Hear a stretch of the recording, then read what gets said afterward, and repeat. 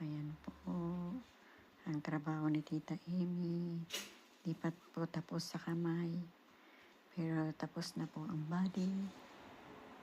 Ayan, tapos na po sa body. Sa kamay na lang po ako problema. Balutin po natin yung kamay na to. Ayan po. Ito pong kamay.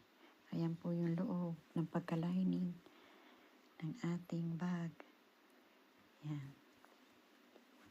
Yan. Sa kamay mamayang hapon, tatapusin ko po itong kamay. Itong kamay po. Tapusin po natin yan.